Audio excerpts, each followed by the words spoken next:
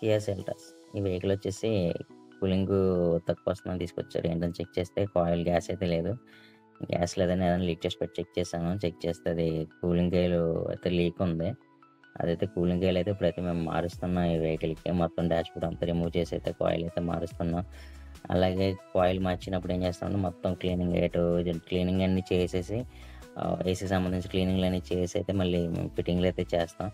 Fitting చేశాకైతే మళ్ళీ అన్నీ కరెక్ట్‌గా ఫిట్ చేసుకొని, ఎక్కడ ఏ గ్యాప్స్ ఏమీ లేకుండా నీట్‌గా డాష్‌బోర్డ్ అంతా నీట్‌గా ఫిట్ చేసుకొని, ఈ ఏ వెహికల్‌కైనా వచ్చేసరికి మీకు ఏదన్నా ఏసీ సంబంధించిన పార్ట్ మారిస్తే గనక కంపల్సరీ కంప్రెసర్ ఆయిల్ అన్నది ఫిల్ చేసుకోవాలి. టాపప్ చేసుకోవాలి. కంప్రెసర్ ఆయిల్ టాపప్ చేసుకొనైతే గ్యాస్ ఫిల్ చేసుకోవాలి. నేనైతే గ్యాస్ అయితే ఫిల్ చేస్తాం. ఫిల్ చేశాకైతే ఎదర కండెన్సర్ కూడా వాష్ చేశాను. కండెన్సర్ వాష్ చేసి నీట్‌గా అంటే కండెన్సర్ వాష్ అంటే మీకు ఎవ్రీ 10,000కి అలాగా క్లీన్ చేసుకుంటూ ఉండాలండి. ఎక్కువ కంకర రోడ్లు ఎటు తిరిగితే గనుక ఎక్కువ కంకర పట్టేసి కూలింగ్ అనేది కొంచెం డ్రాప్ అవుతది. ఈ వెహికల్‌కైతే కూలింగ్ అయితే చాలా బా వస్తుంది. ట్రైల్ ఎళ్ళాం. ఎక్కడ డాష్‌బోర్డ్ సౌండ్స్